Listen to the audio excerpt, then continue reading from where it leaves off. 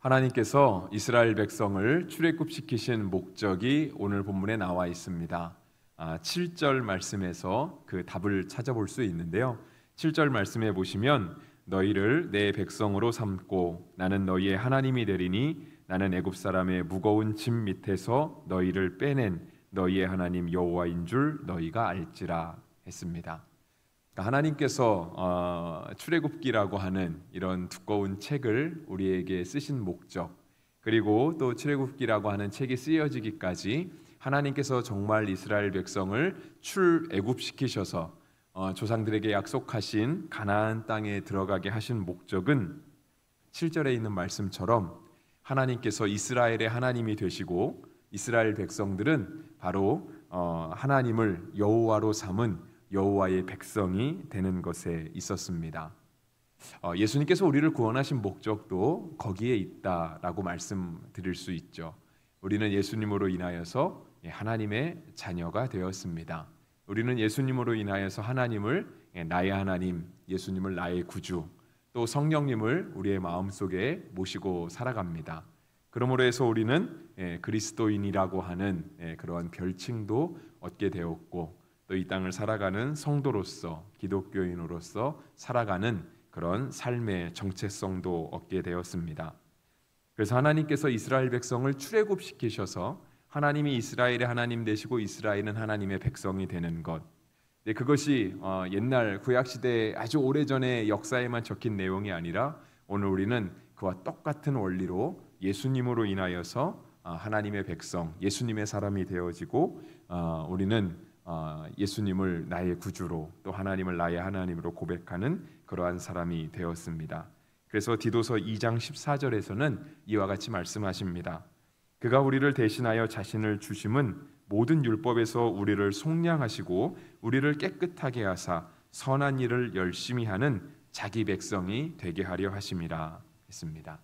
그러니까 디도서 2장 14절 앞에 나오는 그가 우리를 대신하여 라고 할 때 그는 바로 예수 그리스도이시죠. 그리고 그 말씀 마지막에 주님께서 그렇게 하신 이유는 우리를 자기 백성이 되게 하려 하시는 데 있었다라고 성경도 말씀하고 있습니다.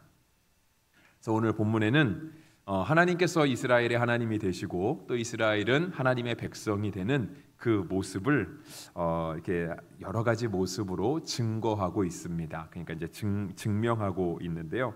제가 한 3가지 정도만 이렇게 정리해서 말씀드리려고 합니다. 먼저는 3절에 나온 말씀인데요. 내가 아브라함과 이삭과 야곱에게 전능의 하나님으로 나타났으나라고 되어 있습니다.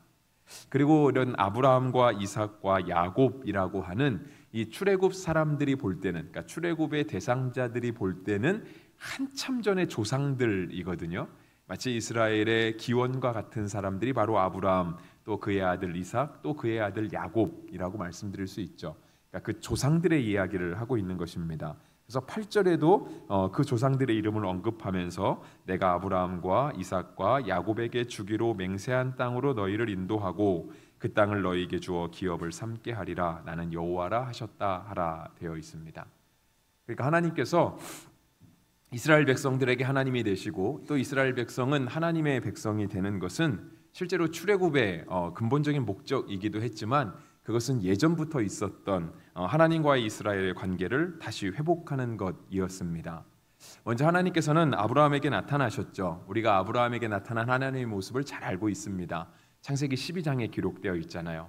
너의 고향과 친척과 아버지의 집을 떠나서 내가 너에게 보여줄 땅으로 가라 라고 하시면서 아브라함을 복을 삼으시죠. 복의 근원을 삼으셨다라고 옛날 성경은 되어 있는데 아브라함을 그렇게 불러주셨습니다.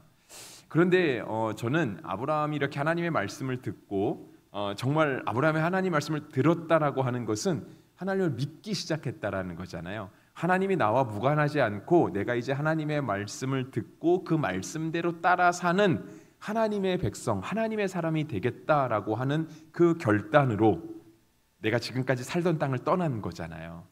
아버지의 집도 떠나고 고향집도 떠나고 내가 지금까지 일구어 살던 나에게 익숙한 환경들을 다 떠나서 가는 거죠. 오직 하나님 한 분 믿고 그렇게 떠나갔던 것입니다.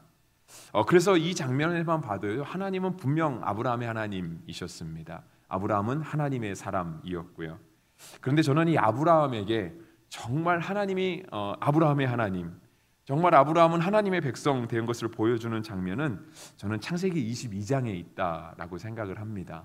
그러니까 창세기 22장은 우리가 잘 아는 것처럼 아브라함이 그의 아들 이삭을 번제로 드리는 장면이 기록되어 있습니다. 이삭은 아브라함이 100세 때 얻은 아들이었고요. 아들이 있을 것이다라고 하는 하나님의 사람의 예언이 있었을 때, 하나님의 사자들이 찾아와서 아브라함에게 예언을 해주었을 때 사라는 잘 믿지 못하고 웃는 모습을 보였기도 했죠. 그래서 이삭의 뜻 자체가 웃음이라고 하는 뜻입니다. 그런데 그렇게 어렵게 얻은 아들 이삭을 하나님께서 어느 날 아브라함에게 나타나셔갖고 바치라고 이야기를 한 거예요. 그러니까 우리가 살아가는 요즘 시대처럼 당신의 아들을 하나님께 드리십시오, 예를 들어서 뭐 목사가 되거나 선교사가 되거나 이렇게 바치라고 하는 의미가 아니었습니다. 진짜 잡아 죽이라는 얘기였거든요. 그러니까 한편으로는 아예 주시질 말든가라고 생각할 수 있는데 아브라함은 역시 이 하나님의 말씀에도 순종하여 이삭과 함께 길을 떠나갔습니다. 길을 떠나가는 중에 아들이 아브라함에게 이야기를 했습니다. 자막은 준비되어 있지 않은데 오늘 자막으로 준비될 게 너무 많아서 제가 읽을 거 몇 개는 그냥 자막 부탁을 안 드렸습니다. 창세기 22장 7절과 8절에 보시면 이삭이 그 아버지 아브라함에게 말하여 이르되 내 아버지여 하니 그가 이르되 내 아들아 내가 여기 있노라. 이삭이 이르되 불과 나무는 있거니와 번제할 어린 양은 어디 있나이까. 8절 아브라함이 이르되 내 아들아 번제할 어린 양은 하나님이 자기를 위하여 친히 준비하시리라 하고 라고 되어 있습니다. 그리고 정말 이런 이삭의 질문처럼 분명 아침 일찍부터 아빠가 하나님께 제사 드리러 가자고 그 사환들을 데리고 갔는데 그 이삭에게는 등짐을 지어갖고 갔는데 이삭이 아무리 둘러봐도 그 번제를 태울 나무는 있지만 번제로 드릴 재물이 없다라고 하는 거죠. 그래서 이제 아빠한테 물어본 거예요. 재물은 어디 있습니까? 그랬더니 아브라함의 대답이 참 정말 놀라운 대답인 것 같아요. 하나님이 자기를 위하여 친히 준비하시리라. 하나님이 준비하실 거라고 하는 굉장한 믿음이었던 것 같아요. 실제로는 바로 너가 재물이야 라고 말을 해야 되는데 아들에게 그 말을 할 수가 없었겠죠. 근데 어떤 믿음이 있어서인지 아브라함은 그 고백을 합니다. 하나님이 준비하실 거라고. 그래서 이어지는 창세기 22장 14절에 뭐라고 적혀 있냐면 아브라함이 그 땅의 이름을 여호와 이레라 하였으므로 오늘날까지 사람들이 이르기를 여호와의 산에서 준비되더라 하리라 했습니다. 정말 아브라함의 고백과 같이 아브라함은요 하나님께서 친히 준비하시는 그런 놀라운 은혜를 맛보았습니다. 그런데 우리가 짐작하고 생각해 보면, 조금 상상력을 동원해 생각해 보면 아브라함이 그 모리아 산에서 이삭을 제물로 바칠 때 그때 딱 한 번만 하나님께서 제물을 준비하여 주셨을까요? 여호와 이레처럼 여호와의 산에서 준비되리라 하는 그 놀라운 기적이 아브라함이 오랫동안 살아가는 그 모든 과정 속에 창세기 12장에서 하나님의 말씀을 듣고 따라 나와서부터 아들을 제물로 드리고 그가 죽을 때까지 여호와 이레의 경험을 그가 딱 한 번 경험했을까요? 그러진 않았겠죠, 그죠? 그러진 않았을 거예요. 그의 평생에 처음에 그 갈대아 우르에서 창세기 12장에서 하나님의 음성을 들을 때부터 그 말씀을 듣고 순종하여 하나님만 믿고 그 길을 떠났을 때부터 아브라함은 여호와 이레 하나님을 맛보면서 살았을 거예요. 그래서 정말 아브라함에게 하나님은 정말 아브라함의 하나님이었던 거예요. 나의 하나님이었던 거예요. 그리고 이 아브라함은 진짜 하나님의 백성, 하나님의 사람으로 살았던 것이죠. 이어지는 이삭에게도 그 이야기를 찾아볼 수 있습니다. 그것은 제가 이렇게 교회에 부임한 지 얼마 안 돼서 주일 예배 때 설교로도 잠깐 했던 말씀인데요. 이삭에게는 늘 이렇게 이삭을 괴롭히는 그런 사람들이 있었습니다. 그랄 사람들이라고 되어 있기도 하고 또 뭐 블레셋 사람이라고도 표현할 수 있는데요. 이삭이 마침내 거부가 되었다라고 하면서 창세기 26장은 시작하고 있습니다. 근데 그가 거부가 되었을 때 그가 부자가 된 것, 그가 형통한 것, 그것을 시기하는 사람들이 바로 있었다라고 하는 거예요. 그래서 이들은 늘 이렇게 이동하면서 목축을 하는 사람들이었는데 우물이 필요했던 거죠. 그래서 우물을 팝니다. 우물을 파면 자꾸 뺏어가는 거예요. 그래서 이삭이 우물을 팠을 때 처음에 우상을 파고 에셋이라고 지었습니다. 근데 또 그랄의 목자들이 와서 뺏어가는 거예요. 근데 이삭이 다 내줍니다. 그냥 내줘요. 내 거라고 주장하지 않습니다. 참 그것도 대단한 믿음이라고 생각을 해요. 어떻게 내줄 수 있었을까? 진짜 이삭이 힘이 없어서 내줬을까라고 하는 거죠. 근데 예전에 설교하면서도 잠깐 언급했지만 이삭이 힘이 없지 않았습니다. 이삭은요 그렇게 블레셋 목자들이 와서 그랄의 목자들이 와서 자기 우물을 뺏어갈 때 그때 그 전부터 그랄의 왕이 와서 이삭 보고 좀 떠나가 달라고 요청을 할 정도였습니다. 왜냐하면 이삭의 세력이 너무 컸거든요. 이삭의 힘이 그 왕의 세력과 거의 견줄 만큼 컸기 때문에 실은 왕이 불안해서 이렇게 떠나가라고. 그러니까 나중에는 서로 침투하지, 서로 침략하지 않기로 언약을 세울 정도였습니다. 근데 그런 이삭이 자기가 힘껏 판 우물을 그냥 내어줘요. 에색이라고 하는 우물을 내주죠. 두 번째 우물 신나도 내어줍니다. 다툼과 대적이라고 하는 뜻을 가지고 있는 우물들을 내어주고요. 그것을 내주었을 때 그는 하나님이 예비하신 르호봇이라고 하는 장소가 넓다라고 하는 뜻을 가진 르호봇이라고 하는 샘물을 얻게 됩니다. 그래서 이삭은 창세기 26장 22절에서 다음과 같이 고백합니다. 이삭이 거기서 옮겨 다른 우물을 팠더니 그들이 다투지 아니하였으므로 그 이름을 르호봇이라 하여 이르되 이제는 여호와께서 우리를 위하여 넓게 하셨으니 이 땅에서 우리가 번성하리로다 하였더라 했습니다.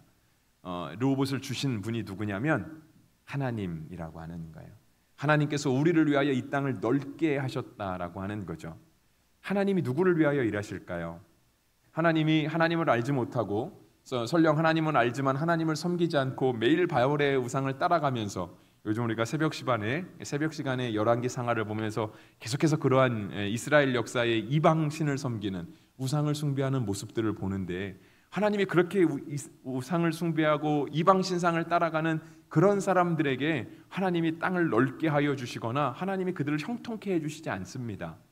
하나님이 형통케 해주시는 사람은 하나님 말씀에 순종하는 사람, 오늘도 하나님 말씀에 자신의 모든 인생을 걸고 그 인생을 따라가는 사람, 그 말씀에 자신의 삶을 온전히 맡기고 따라가는 사람에게 하나님이 형통의 복을 주시거든요. 그래서 이삭도 그 고백을 하는 거예요. 하나님이 우리를 위하여 넓게 하셨으니, 그러니까 이미 하나님은 이삭의 하나님이었던 거고요. 이삭과 함께 있던 이 사람들은 하나님의 백성이었던 것입니다. 야곱도 잠깐 살펴보겠습니다. 야곱은 우리가 조금 이해하기 어려운 부분들이 간혹가다 있습니다. 물론 우리가 믿음으로 받아들이면 이해하기 어려운 부분은 전혀 없습니다. 하지만 진짜 이삭의 삶을 바라보고 있으면 하나님이 야곱의 상을 바라보고 있으면 하나님이 야곱을 왜 사랑하실까가 조금 이해가 안 될 그럴 때가 있습니다. 야곱의 형이 있었죠. 쌍둥이 형 에서가 있었습니다. 이 에서와 야곱이 태어날 때 물론 서로 먼저 태어나려고 이렇게 싸움을 하기도 했다. 뭐 그런 얘기도 있습니다. 근데 어쨌든 야곱은 둘째로 태어났거든요. 그게 뭐 시간이 몇 분의 차이가 있었든지 간에 둘째로 태어나게 됐습니다. 근데 야곱은 그게 억울했던 수준은 넘어섰던 것 같아요. 그러니까 그게 내가 둘째로 태어난 것 자체가 그의 삶에 너무 아쉬움이 있었던 것 같아요. 근데 그 아쉬움은 어떤 아쉬움이냐면 내가 하나님 앞에 장자가 되지 못했다고 하는 아쉬움이 있었던 것 같습니다. 쌍둥이니까 시간의 차이가 크지 않잖아요. 크지 않는데 자기가 자기 아버지를 보니까 우리 할아버지 아브라함에게서 오는 장자의 축복을 우리 아버지 이삭이 받아 누렸던 거예요. 아브라함에게 이삭 외에 자식이 없지 않았잖아요. 그 믿지 못해서 나는 자식들이 있었잖아요. 근데 그 많은 자식들 중에 우리 아버지 이삭이 아브라함의 장자가 돼서 그 하나님의 그 계보를 이어가는 족장의 계보를 이어가고 하나님의 복을 이어받는 사람이 된 것을 아마 야곱이 본 것 같아요. 그래서 그는 물론 온당한 방법이라고 말할 수는 없지만 팥죽 한 그릇으로 아주 기회를 잘 타죠. 그러니까 형 에서가 밖에서 열심히 일하고 돌아왔을 때 밖에서 일하고 돌아오면 당연히 배고프잖아요. 근데 집에 들어올 때부터 집안에서 맛있는 냄새가 솔솔 나는 거예요. 그러니까 배고픈 사람이 뭐 진짜 손도 씻기 전에 가서 먹고 싶지 않겠습니까? 그러니까 그러한 장면을 잘 이용해서 형에게서 장자권을 얻어냅니다. 근데 얻어내는 장면이 어쨌든 뭐 동의를 얻기는 해요. 그러니까 에서가 뺏긴 게 아니고요. 에서가 그냥 주잖아요. 그것이 가볍게 여기면서 나에게 무슨 필요가 있겠느냐 하면서 장자의 명분을 가볍게 생각하고 야곱에게 넘겨주는, 그러니까 양도하는 장면이 나오기는 해요.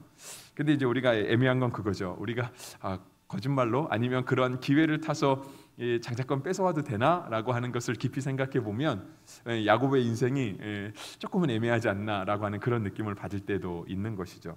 근데 중요한 건 야곱은요, 하나님 앞에 장자가 됐으면 했어요.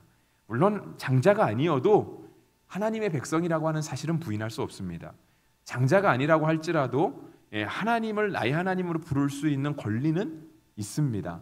근데 야곱은 그냥 그렇게 부르고 싶진 않았던 거예요. 그냥 그런 하나님의 백성이 되고 싶진 않았던 것 같아요. 나는 그 중에 가장 위에 있는 사람, 내가 하나님의 백성이라고 한다면 내가 가장 열심히 있는 사람, 누가 봐도 하나님의 백성은 바로 야곱이지라고 인정받을 수 있는 그런 사람이 되고 싶었던 것 같습니다. 그래서 장자권을 사고 나서 그때부터 이제 죽음의 위협에 놓이기 시작합니다. 왜냐하면 축복이, 진짜 이삭의 축복이 다 야곱에게 갔잖아요. 형이 나중에 이걸 안 거죠. 그러면서 과거에 팔아넘겼던 장자권의 명분이 너무 아까운, 그게 너무 억울한 거예요. 너무 화가 나는 거죠. 그래서 에서가 나중에 뭐라고 얘기하냐면 창세기 27장 41절에 그의 아버지가 야곱에게 축복한 그 축복으로 말미암아 에서가 야곱을 미워하여 심중에 이르기를 아버지를 곡할 때가 가까웠은즉 내가 내 아우를 죽이리라 하였더니 했습니다. 그러니까 좀 있으면 우리 아버지가 돌아가시니까 진짜 그거야. 진짜 아버지만 돌아가셔 봐. 그때는 이제 내가 복수하겠다 이거죠. 그래서 야곱은 도망자의 삶을 시작합니다. 그때부터 이제 다 떠나놓고 도망가는 거예요. 근데 우리가 도망갈 때 가장 안전한 곳은 부모의 그늘 아니겠습니까? 부모 슬하에 있을 때가 제일 안전한 거잖아요. 근데 야곱은 그 부모 슬하에서 안전함을 누릴 수가 없었어요. 왜냐하면 형 에서가 있었기 때문에, 자기가 장자의 명분을 가져왔기 때문에 가장 안전한 곳이 부모의 무릎 밑인 것을 알고 있었지만 그는 거기 있을 수 없었던 거죠. 그래서 그냥 떠나가게 된 거예요. 근데 그의 어머니 리브가가 이제 외삼촌 라반에게 가라고 하는 그런 얘기를 해주죠. 그래서 정말 외삼촌 집에 갔습니다. 여러분에게 외삼촌은 어떤 존재인지 모르겠는데요. 저는 저희 외삼촌 두 분이 계시고 한 분은 돌아가시고 한 분은 살아 계세요. 다 저희 어머니보다 밑에 동생이신데 이제 큰 삼촌이 저에게 참 잘해 주셨어요. 제가 조금 어머니 얼굴이 많이 있거든요. 그래서 저희 작은 아버지를 닮은 것보다 저는 저희 외삼촌을 굉장히 많이 닮았습니다. 근데 저희 큰애 삼촌이, 우리 어머니 바로 밑에 동생이 정말 잘해 주셨어요. 근데 이제 건강 관리를 못 하셔서 일찍 돌아가셨는데, 야곱의 외삼촌 라반은 그렇지 않았습니다. 그 야곱, 자기 조카를요, 자기 집에 그냥 일하는 사람으로 두고 그에게 이렇게 급여를 주면서, 그러니까 품삯을 주면서 그를 이렇게 돌봤던 거죠. 근데 이제 그게 조금 애매하잖아요. 그 조카인데 뭐 그렇게 뭐 일한 수고값은 주긴 해야 되겠지만 꼭 그럴 필요가 있는가? 그냥 내 것이다, 네 것이다라고 말해줄 수 있지 않을까? 아니면 열심히 일하면 나중에 그 어느 일정 몫은 띄워줄 수 있지 않을까라고 하는 생각이 드는데요. 야곱은 결국은 라반 외삼촌의 집을 도망치듯이 떠나옵니다. 떠나올 때 그 야곱이 외삼촌에게 했던 말이 있어요. 그것은 무엇이냐면 창세기 31장 41절에 나와 있는데요. 그 외삼촌 라반이 야곱에게 주기로 했던 품삯을 무려 10번이나 임의로 변경했다라고 하는 거예요. 그러니까 참 좋은 외삼촌은 아니었던 것 같아요. 근데 야곱이 왜 이러한 어려움을 겪었냐면 그는 장자가 되고 싶었던, 하나님 앞에서 어쩌면 거룩한 욕심이라고 해야 될까요? 거룩한 욕심이 문법적으로 맞는지는 모르겠지만 마치 소리 없는 아우성처럼 욕심 자체가 거룩해질 수는 없잖아요, 그죠? 근데 하나님 앞에 그런 마음을 가지고 있었다라고 하는 거예요. 근데 단지 그 마음을 하나 가졌다는 이유로 그 모진 고난의 세월들, 그가 외삼촌 집에서 잠깐 일하지 않았습니다. 20년을 일했다고 성경은 기록하고 있어요. 근데 20년을 일하는 동안 남도 아니고 자기 외삼촌이 10번이나 품삯을 변경하면서 야곱의 마음을 굉장히 힘들게 했던 거죠. 그런데 야곱이 아버지 이삭 집을 떠나올 때요, 아까 말씀드린 그 에서의 분노가 있었잖아요. 좀 있으면 이삭이 우리 아버지가 돌아가실 테니까 우리 아버지만 돌아가시면 내가 저놈의 자식 야곱을 죽여버려야지 했던 그 형 에서의 분노가 있었거든요. 그리고 나서 외삼촌 라반 집에서 20년을 있다가 다시 돌아오게 되었어요. 근데 너무 신기한 건 그때까지 아버지가 돌아가시지 않았습니다. 그래서 창세기 35장 29절에 보면은요, 이삭이 나이가 많고 늙어 기운이 다함에 죽어 자기 열조에게로 돌아가니 그의 아들 에서와 야곱이 그를 장사하였더라 되어 있습니다. 야곱의 삶은 그렇죠.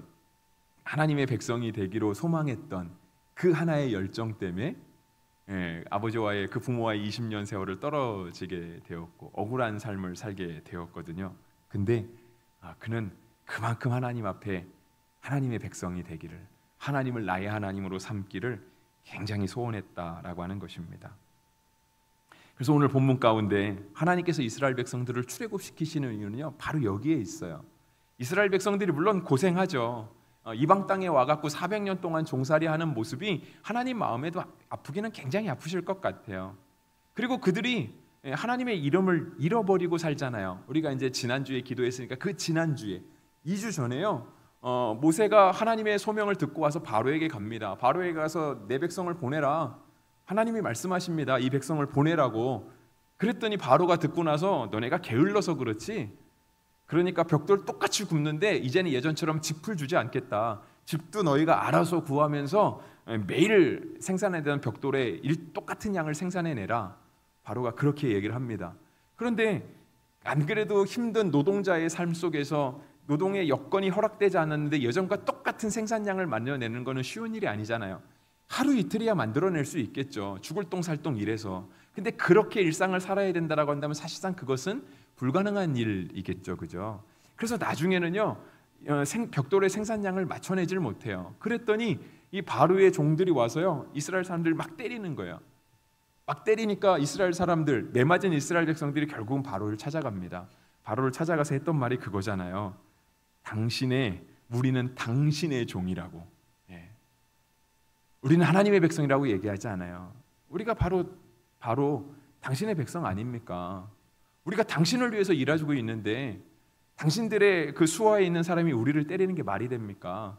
그것은 당신의 신하들의 잘못입니다. 그러니까 우리는 다른 사람이 아닙니다. 우리는 다른 나라, 우리는 서로 틀린 사람들이 아닙니다라고 하는 거죠. 그러니까 억울함을 가서 호소하는 거잖아요. 여러분, 우리가 삶에 억울한 일이 생기면 누구에게 가야 될까요? 하나님에게 가야죠. 물론 법원도 가긴 가야 될지 모르겠지만 법원까지 갈 그런 억울할 일이 있으면 안 되겠죠. 그건 진짜 심각한 일이 되는 거고요. 우리의 마음에 간절한 소원함이 있을 때 우리가 누구를 찾아가야 될까요? 하나님을 찾아가야 되잖아요. 하나님 앞에 가서 뭐라 하시겠습니까? 하나님 저를 아십니까? 저를 막 하나님 앞에 소개할까요? 하나님, 제가 언제부터 하나님을 믿었고 하나님께 드린 헌금은 얼마고 내가 하나님께 드린 봉사는 얼마고, 이거를 우리가 다 설명해 하나님이 우리를 간신히 기억하실까요? 왜냐하면 예수 믿는 사람 진짜 많으니까. 이 수많은 인구 중에 내가 나 자신을 하나님 앞에 잘 브리핑해야 하나님이 나를 알아보시고 그때서야 아는 체 하시면서 그래 뭐 어려운데 무슨 기도했는데 하나님이 그렇게 대답하실까요? 그렇지 않죠. 하나님이 우리 하나님이시잖아요. 내가 하나님 백성이거든요. 나에 대한 브리핑이 아무 설명, 아무 필요하지 않아요. 하나님이 내 하나님이고 내가 하나님의 백성이란 얘기는요, 내가 힘들 때 아니면 내가 기쁠 때도, 내가 기도할 때, 내가 어떨 때도 그냥 하나님께 가서 그냥 대화하듯이 얘기할 수 있는 거예요. 그럼 하나님이 우리를 너가 누구더라 하지 않으시고요, 바로 알아보시고, 왜냐하면 우리는 하나님의 자녀이기 때문에, 하나님의 백성이기 때문에 그런 것입니다. 네, 제가 준비한 설교가 많은데 조금 더 빨리 가봐야 될 것 같습니다. 하나님께서 이스라엘 백성들을 출애굽시키시면서 하나님이 내 하나님이다, 하나님 우리 하나님이다, 우리는 하나님의 백성입니다 라고 하실 때 보여주신 것은 무엇이냐면, 두 번째는요, 하나님이 자기의 이름을 알려주십니다. 그것이 3절 후반절에 적혀 있어요. 내가 아브라함과 이삭과 야곱에게 전능의 하나님으로 나타났으나 나의 이름을 여호와로는 그들에게 알리지 아니하였고라고 되어 있습니다. 여호와라는 이름을 하나님께서 이스라엘 백성에게 알려주십니다. 출애굽기에 하나님께서 자신의 이름을 알려주시는 장면은 우리가 그 전에도 살펴보았습니다.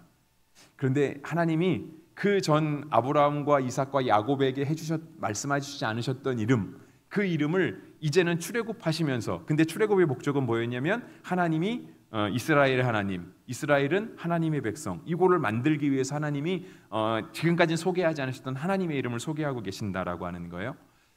우리가 이름은 언제 새로 짓죠? 물론 내가 내 이름은 잘 바꿀 일이 거의 없지만 우리가 무언가를 새롭게 할 때 이름부터 새롭게 하잖아요. 이걸 네이밍 한다라고 하고 이렇게 영어로도 표현 많이 하잖아요. 똑같아도요, 이름을 어떻게 붙이냐에 따라서 굉장히 느낌이 확 달라지잖아요. 우리가 예전에 이렇게 구역이라고 얘기했죠. 근데 구역이라는 제도와 지금 우리가 순으로 모이는 게 전혀 다르지만 지금은 순으로 지금은 교회 중에 구역으로 모이는 교회가 거의 없는 것 같아요. 근데 구역과 순이 뭐가 다르죠? 하나도 다르지 않아요, 그죠? 어디는 셀이라고 부르기도 하고 어디는 목장이라고 부르기도 하더라고요. 다를 건 하나도 없습니다. 근데 왜 자꾸 이름을 바꾸죠? 뭔가 새롭게 하려고, 뭔가 새롭게 하려고. 그러니까 자꾸 이름을 만들어내는 거잖아요. 하나님이 오늘 여호와라고 하는 이름, 내가 예전에 우리 조상들에게는 말하지 않았는데 여호와라는 이름을 지금 너희에게 새롭게 알려준다. 이 말은요, 그 출애굽하기 전 애굽에서 400년 종살이 하던 사람, 그래서 우리가 하나님의 백성인 것을 다 까먹었던 그 사람들에게 다시금 내가 너희 하나님이야, 이제 우리 관계를 다시 한번 새롭게 해보자라고 하시면서 하나님이 그 출발점을 제시하고 계시는 거예요. 고난은 누가 당하면 이스라엘 백성이 당해요. 구원해 주시면 좋을 사람은 바로 이스라엘 백성들이에요. 그러면 하나님과의 관계를 새롭게 하자고 먼저 요청해야 될 사람은 누구냐면 바로 이스라엘 백성들이라고 하는 거예요. 근데 이스라엘 백성들에게 지금 모세가 와서 그거를 새롭게 하자고 하고 있잖아요. 근데 그들이 오늘 본문 9절에서도 봤지만 모세가 이와 같이 이스라엘 자손에게 전하나 그들의 마음이 상함과 가욕한 노역으로 말미암아 모세의 말을 듣지 아니하라. 도저히 이런 듣지 않아요. 듣지 않는 이스라엘 백성들을 향해서 하나님이 먼저 손을 내미시는 거예요. 내가 누군지 아니? 내가 여호와야. 모르지는 않잖아. 하지만 이제 새롭게 가자라고 얘기하시는 거예요. 하나님께서도 우리에게 이름을 주셨죠. 천주교는 진짜 이름을 2개씩 가지고 있는 것 같습니다. 저도 뭐 정확하게 언제 그 이름을 받는지는 모르지만 영세를 받을 때 받는지는 잘은 모르겠습니다. 저도. 근데 우리 천주교 성도들은 자신의 태어날 때 부모님이 지어주신 이름, 주민등록에 기록된 이름이 있고 자신의 어떤 거룩한 이름들이 하나씩 있잖아요, 그죠? 우리 기독교에서는 그걸 따라하진 않지만 실제로 우리 기독교인도 성도라고 하는 대표 명사의 이름을 가지고 있습니다. 성경에서는 성도라고는 표현도 하지만 그리스도인이라고 하는 표현도 합니다. 이것이 사도행전에 나와 있는데요. 사도행전에 보시면은 11장 26절 하반절에 제자들이 안디옥에서 비로소 그리스도인이라는 일컬음을 받게 되었더라 되어 있습니다. 우리에게도 또 다른 이름이 있습니다. 우리의 이름은 바로 그리스도인이라고 하는 거예요. 우리를 표현하는 그 말 앞에 그리스도라고 하는 예수님의 이름이 붙어 있는 거예요. 우리가 그리스도인이라는 뜻은 무슨 뜻이냐면 결국은 우리가 예수님의 사람들이라고 하는 뜻이죠. 예수님의 사람들이라고 하는 뜻이에요. 우리가 원래는 누구의 사람이었을까요? 모르겠습니다. 애인이 있는 사람들은 우리 애인의 사람들이었는지도 모르겠습니다. 배우자가 있는 사람은 배우자의 사람이었는지도 모르겠어요. 엄마 아빠가 있을까, 우리가 어렸을 때는 우리가 엄마 아빠의 사람이었는지도 모르겠습니다. 학교에 소속이 되면 그 학교의 사람이었을 수도 있고요. 교회에 소속이 되면 그 교회의 사람일 수도 있겠죠. 하지만 우리에게 주어진 새로운 이름은 그리스도인이라고 하는 거예요. 바로 예수님의 사람들이라고 하는 것이죠. 예수님의 사람이 되었다는 얘기는 우리가 정말 하나님의 백성, 예수 그리스도의 백성이 되었다라고 하는 의미를 또 갖게 되는 것입니다.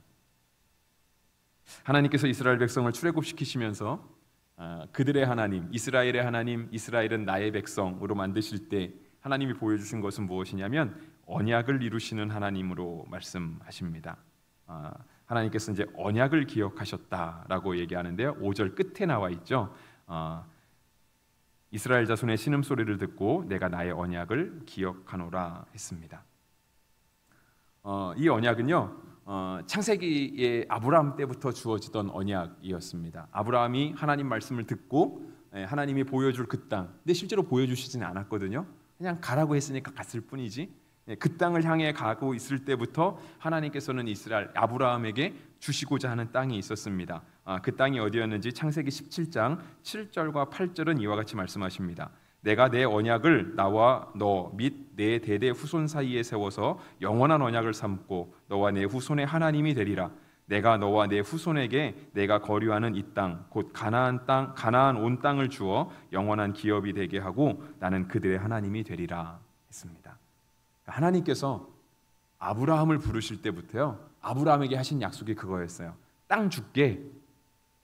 땅 줄게. 거기서 끝난 게 아니고요, 내가 너희의 하나님이 될 것이다. 바로 아브라함 너희의 하나님이 될 것이다. 근데 이것은 너에게만 주어지는 것이 아니고 너의 대대 후손에게 주어질 약속이 될 것이다. 그리고 너희는 내 백성으로 불리게 될 것이다 라고 하나님께서 아브라함에게 이미 약속을 해주신 것이죠. 그리고 하나님은 아브라함에게요 400년 종살이 할 것도 미리 예언해 주셨습니다. 그 예언은 창세기 15장 13절과 14절에 나타나 있는데, 여호와께서 아브라함에게 이르시되 너는 반드시 알라. 내 자손이 이방에서 객이 되어 그들을 섬기겠고 그들은 400년 동안 내 자손을 괴롭히리니 그들이 섬기는 나라를 내가 징벌할지며 그 후에 내 자손이 큰 재물을 이끌고 나오리라. 하나님이 아브라함을 부르시고 내가 너희 하나님이 될 것이다, 너희는 내 백성이 될 것이다 하는 약속을 주실 때 하나님은 이런 애굽에서 고생할 것도 이미 말씀해 주셨어요. 그리고 나서 지금 그 고생이 다 끝난 이 시점에 하나님이 다시 이스라엘 백성들에게 아브라함과 이삭과 야곱에 대한 이야기를 해주시고 하나님에 대한 새로운 이야기를 새로운 이름을 말씀하시면서 그 언약 기억하지? 옛날 너희 조상과 맺었던 그 언약, 내가 그 언약을 기억해. 그래서 더 이상 애굽 백성, 애굽의 종으로 살게 되지 않을 것이다 라고 지금 말씀하시는 거예요. 이제는 하나님의 백성으로 살 것이다. 너희가 나를 나의 하나님으로 고백하게 될 것이다 라고 말씀하시는 것이죠. 하나님은 이러한 약속을 우리에게도 주셨습니다. 그것은 바로 요한복음 1장 12절에 기록된 말씀같이 영접하는 자 곧 그 이름을 믿는 자들에게는 하나님의 자녀가 되는 권세를 주셨으니, 우리에게 다 이 은혜가 있습니다.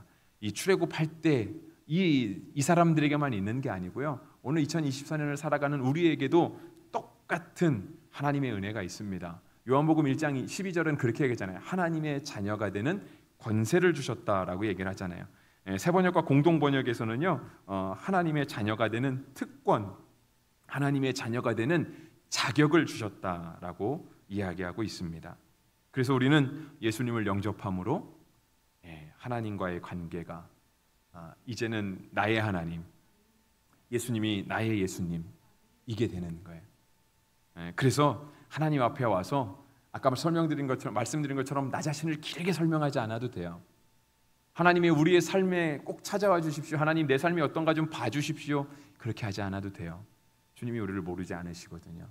주님이 우리를 얼만큼 사랑하시는지, 우리를 얼만큼 알고 싶어 하시는지 그의 아들 독생자 예수 그리스도를 십자가에 피 흘려 죽기까지 우리와 함께하고 싶으신 거예요. 그래서 하나님께서 우리의 하나님 되시는, 우리가 하나님 백성 되는 특권을 우리도 동일하게 가지고 있다라고 하는 것입니다. 그리고 이 특권 중에 최고는 제가 볼 때는 성령님이 우리 가운데 내주하시는 것입니다. 하나님이 이스라엘 백성들과 함께 해주셨습니다. 그 함께 해주시는 그 상징이 우리가 이제 출애굽기를 통해서 발견해 볼 때 그것이 무엇이냐면 구름 기둥과 불 기둥이었습니다. 한 번도 구름 기둥과 불 기둥이 이스라엘 백성을 떠나지 않았습니다. 낮에는 낮대로, 밤에는 밤대로. 그리고 이들이 출애굽을 끝내죠. 광야 생활을 다 접었습니다. 이들이 가나안 땅에 들어가서도 구름 기둥과 불 기둥이 있었을까요? 전혀 없잖아요. 성경이 그런 얘기 안 하고 있으니까. 그러면 그들이 가나안 땅에 들어갔을 때는 도대체 하나님이 이들과 어떻게 함께 하셨을까요? 성전을 지어주시잖아요. 성막이 끝나고, 성막은 천막이니까, 거룩한 천막 들고 다닐 때는 집 못 짓잖아요. 걸어 다닐 때는. 그러니까 그 땅에 정착하고 나서 성전을 짓는 거예요. 그래서 다윗이 그렇게 하나님의 성전을 짓고 싶었던 겁니다. 성전으로 할 말 함께 하면서 하나님 우리 함께 하시는 걸 보여주시는 거예요. 근데 지금 그 성전은 없잖아요. 그죠? 만약에 있다고 해도 지금 이스라엘 다소 전쟁해갖고 갈 수도 없죠. 있지도 않지만, 근데 하나님이 우리 한 사람 한 사람을 성전 삼아 주시는 거예요. 내가 너에게 임하겠다. 성령님이 우리 속에 오시잖아요. 성령님은 곧 하나님이시잖아요. 하나님의 또 다른 위격 중에 하나가 바로 성령님 아니겠습니까? 성령님이 우리 속에 오셔서 우리와 영원토록 함께 해주시는 거예요. 그래서 성령님을 나의 하나님으로, 나의 성령님으로 고백하게 되고요. 우리는 간혹가다 그런 말을 하죠. 성령의 사람이라고. 틀린 말 아닙니다. 꼭 뭐 은사가 대단한 사람, 믿음 좋은 사람에게만 성령의 사람입니다라고 하는 표현을 쓸 수 있는 건 아니에요. 하나님의 말씀대로 정말 고린도전서 3장 16절 말씀처럼 우리가 하나님의 성전이라고 한다면 누구나 다 그 표현을 쓸 수 있습니다. 우리는 성령의 사람입니다. 여러분 한 분 한 분이 다 성령의 사람인 것이죠. 그래서 이 특권이 우리에게 주는 의미는 뭐냐면요, 하나님과 가까이 지내는 거예요. 하나님과 가까이. 우리가 잘 알고 있는 시편 말씀 읽어드리겠습니다. 시편 73편 28절 상반절 말씀인데요, 하나님을 가까이함이 내게 복이라.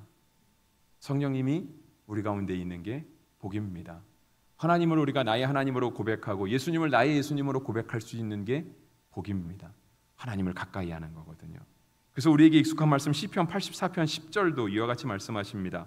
주의 궁정에서의 한 날이 다른 곳에서의 첫날보다 나은즉 악인의 장막에 사는 것보다 내 하나님의 성전 문지기로 있는 것이 좋사오니 있습니다.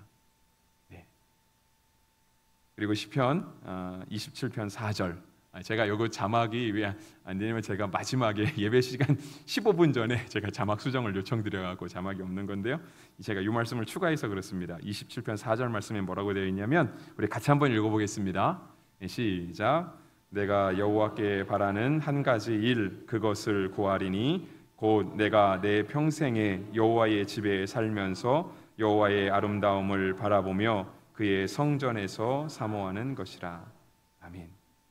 하나님이 나의 하나님 될 때, 내가 하나님의 백성이 될 때 우리가 이 고백을 진짜 아멘으로 화답할 수 있게 되는 것이죠.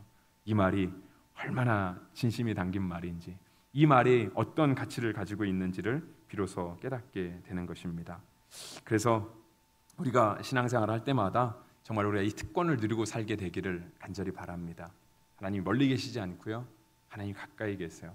하나님이 이스라엘의 하나님이 아니라 하나님이 오늘 우리의 하나님이 되어주시는 것이죠. 그 특권이 우리의 삶의 구석구석 임하게 되기를 주의 이름으로 축복합니다.